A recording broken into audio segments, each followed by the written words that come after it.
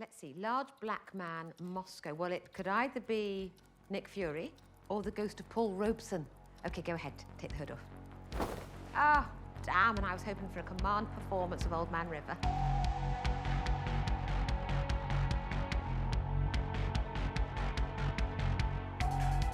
Okay. I'm not only back because we're doing Marvel. Just want to make that clear. I'm back because I've got some time and I'm in a better headspace. I'm just saying it looks a certain type of way where Chuck and I are like, we want to do DC, and you're like, nope, I'm out. Oh, Marvel. Hey, how you doing, guys? But the reality is, you guys are still finishing up season 1, and I'm already halfway through season 3 of Congratulations. that show. That's a DC show. So Congratulations. I mean, it's not that I don't like it. It's just I just needed some time. Very happy. Very happy.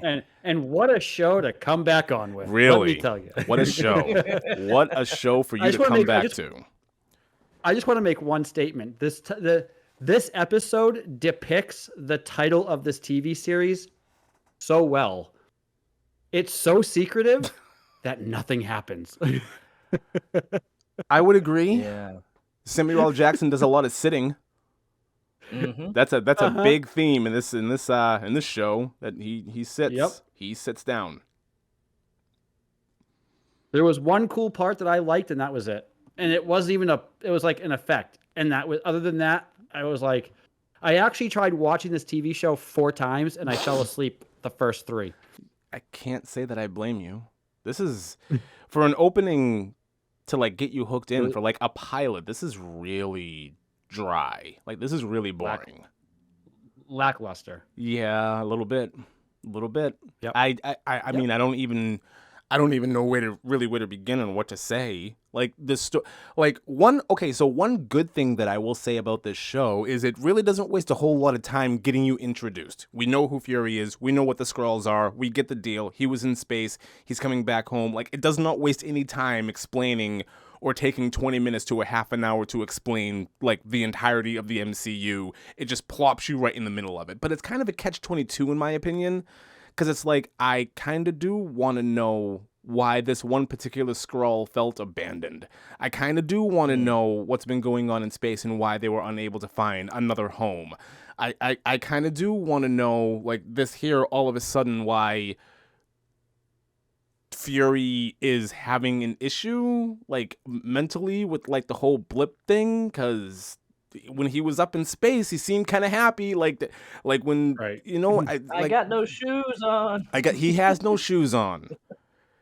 And he didn't seem to really have a problem. So, and now all of a sudden he's back and it's like PTSD. And it's like, okay, this doesn't just come out of nowhere. Is something else going on? I don't think there's anything else going on. I think it's pretty cut and dry. But those are dry. Those are some of my opening thoughts.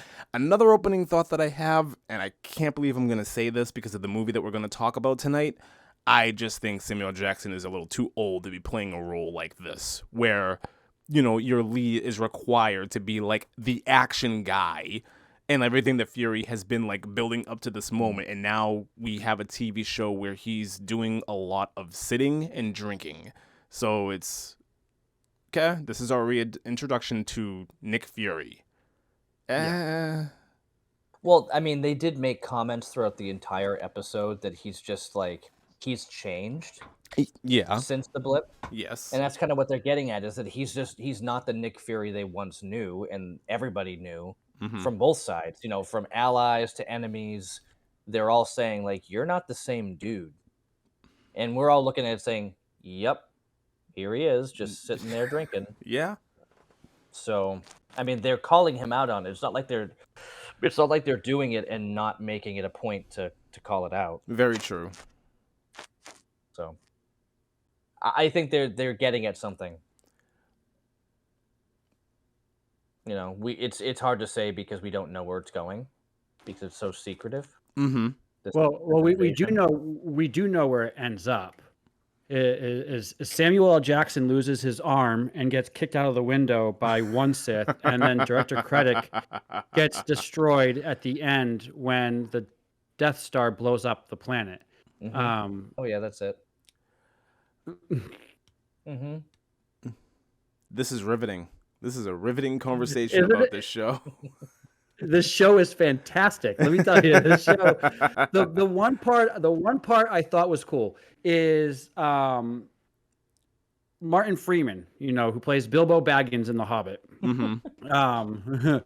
He plays an agent who is really a Skrull undercover as this person, and I get the idea of, hey, this is what it looks like. It's been 30 years. They're for most of us, it's been like 5 since Captain Marvel came out, which is where this story is really picking up off of.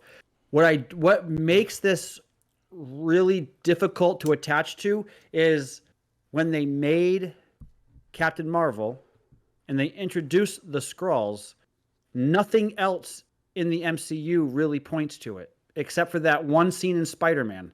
And then the end credit scene. Outside of that, there is no real talk of the Skrulls. So now we have this TV show based on them that we really haven't really, and it's a 30-year span, but it's like, where have they been the last 30 years? If it happened 30 years, why was it never part of the MCU up until now? Because they were in hiding, and that's the whole point they're getting at. Is that this has been happening forever, but they've been in hiding, and nobody's known about it. It's been this big conspiracy or we'll say this hidden conspiracy with all the people who knew something about Skrulls at one point, and that's that. Don't you think it would be this reminds me of another TV show. Don't you think it would be kind of important to like establish, hey, the Skrulls are kind of like infighting, and there's this civil war going on, within them. Like there are people who want to like take over Earth, and then there are people who don't want it to, and they're like, there's a thing. I think that's something that should have been pre-established. I don't think you just drop everything right into the middle of this conflict, because it's super confusing. Yeah, I agree. Right. But they made they made this TV show once before, though. They did the storyline before. Oh, did they? With the silence Doctor Who did The Silence Will Fall, and basically it was the secret invasion over the course of time. Mm-hmm. And they did 2 really big episodes with it in one season, and then you see it kind of sporadically out, and at the very end of the season, it all ties back into everything. They did a really, really good job with it. But there was there's a part in this where you see Samuel as Nick Fury. You see him as Nick Fury, who's actually the bad guy as the Skrull, pointing a gun at the real Nick Fury because they're facing off. And then Nick Fury shoots him and he dies, and it's this really quick thing. Or the guy changes and disappears. And there's this really quick thing that happened. There was no real usually when you see that in a TV show, there's a lot of confusion as to who is who. Right. That was never played out here in this part. It was never once played out. It was there and it was gone and it was quick. I'll be honest, going into this, when you guys mentioned it, I had forgotten all about it because I've actually been feeling really, really nice having the bad taste of Marvel MCU, I should say, in Disney Plus off out of my mouth. But now it's back in, and it's like they're not doing this any justice at all. Nick Fury without the eye patch, I don't like it. It looks weird. Like, did they do that in the comic book? So they took his eye patch off at some point? I have no idea. Because it just looks twisted. I'm gonna like you said, to your point, he's super old. I'm gonna harp on something that you just brought up, that they do this whole back and forth thing at the end where you have like the main villain and he's going behind like eateries and umbrellas and whatnot, and he's shape shifting and everything else. One of my questions is coming out of this show is, how am I supposed to know who's who if everybody is potentially a shapeshifter? Exactly. Well, yeah. Well, I think that's the whole point they're getting at. If you saw the posters for this, it showed everybody, including like Colby Smulders' character, Maria Hill, Talos, Nick Fury, all these characters that are introduced there. We see them all with these like faces that are kind of cut, where it's like, are they real? Are they Skrulls? They were kind of getting into what was that movie? Was it Fallen? The one, not Fallen. There was one movie. I want to say it was Denzel Washington, where somebody was jumping from, like, it was a serial killer or something. Yeah, and he yeah, started yeah, jumping yeah, from yeah. body to body. Oh man, I know what. It was a demon that was jumping from body to body, and Yeah, he yeah, ends up something like that. he ends up as John Goodman, and then he's a cat John at the. Goodman. Yeah, yeah, yeah. Okay. Is on my side. Yes, it is. Time is on my side. You like the Stones, Hobbs? I bet you did. Yeah, I I thought know that was what called movie you're Fallen. talking about. It might have been. It might have been Um, Fallen. Yeah. but yeah, I mean, same idea. And this Yeah. whole scene where they're going through the marketplace and it's jumping from body to body. Because I remember in that movie, it was like, it was a little girl smiling, and then it was like Yeah. an old lady. And it was like, oh, okay. So they're doing the exact same thing here. So Yeah. I'm not surprised. But that's just, that's okay. I have a hard time with the whole thing. I don't know. I'm with Will on this. Like it's like they haven't laid out who the characters are fully yet, except for Nick Fury. So we really don't know. Like even when we meet, what's his name?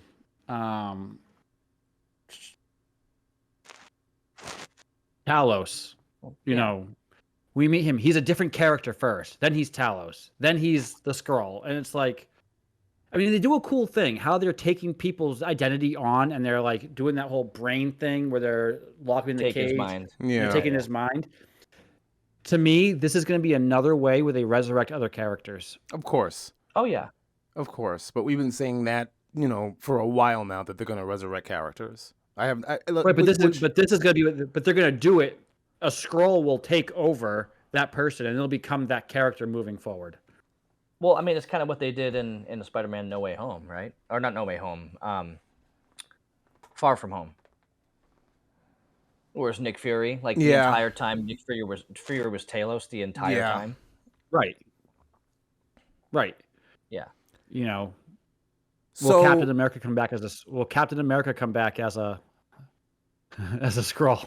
Captain I mean, he's America's in on, space too, right? he's on the moon. Remember so on the moon. Remember Loki was Captain America for a bit? For that moment? That's another thing that they could potentially do. I mean, they have 2 shows right now that are potentially setting up resurrections and dragging people in from other universes. So I absolutely foresee, things like this happening. And for anybody out there that thinks that, Tony Stark is never to be seen again, you're out of your mind. They're absolutely going to, at some point, either bring him in from another universe or another dimension or a variant of, or this is another way that they could do it, just potentially resurrect him only Skrull version, and they'll move on from there. I don't want to just poo-poo all over this show right now. There's a lot that I dislike, but there's also some things in here that I actually do enjoy. One thing, I love that they immediately raise attentions where you're having this sect, this army of Skrull occupying a nuclear facility. I actually think that's kind of cool. That's a good aesthetic to, Oh, yeah. just to start with. Good hiding place. Yeah, a good hiding place, and they have potentially materials because we just don't know what else is, gonna be there. I mean, do we really believe that they're just gonna build 1 or 2 bombs and that's gonna be it? Like, no, there's a reason why they're at a nuclear site. Like, this is, I don't know, it's gonna kind of keep happening. I do enjoy that. I do like that aspect of the show. Yeah, there are parts of this show that I like. Some of the effects, I think Marvel MCU still has a really good job. Even their production, even for a TV show, is still up there. Mm-hmm.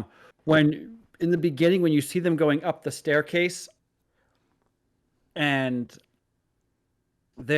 he's being chased to the rooftop before he jumps off, and then dies after he has the fight inside and as the lights turn on, you hear it with the beat of the bass going up, and then it gets quicker and quicker and quicker.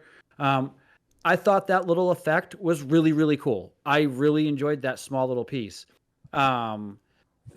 Showing how they have this, when they went into this little District 9 setup where they're in this, That's what it felt like to me when they Kind- went yeah. into Very when they District went 9, into yeah. the scroll. It was very District 9. There are those who can leave, and they can leave because they take on the appearance of a human, and then there are those who just want to have their freedom, so they stay free as a scroll, but they're free within the confines of this nuclear power plant. Right. My question is we don't know who it is unless it's the main villain that we were introduced at the end. But when they're doing the mind swap with that guy, there's a guy up in the upper room Watching down. all we see is a shadow. All we see is a silhouette. We don't know who it is. He turns around and leaves when the transfer happens. I think this is going to be a reveal. This is going to be like the introduction of a surprise character. Like it's not the main villain of the show. Like the main villain of the show, like the head guy who's like shifting all over through the park and everything. Like that's one thing, but the mystery guy where all we see is the shadow and then it walks away. Like that, I think that's going to be something completely different. That's going to be somewhat of a reveal for the MCU moving forward. Like I think they're finally going to introduce a new character that we're going to be able to like grab onto. Lee is noping out. That would be amazing if it was Jake Lockley. It's the third rendition of Moon Knight. Jeez. Hey everybody, Lee from Black and White Reviews here. Just wanted to take a moment to thank you for tuning in, checking out our conversation. If you like this discussion and you want to hear more about this specific subject or other things, check us out on our podcasting sites, whether it's Spotify, Apple Music, or Google Podcasts. We're up on pretty much all of them. So yeah, thanks again for popping by, and be sure to like and subscribe. Thanks.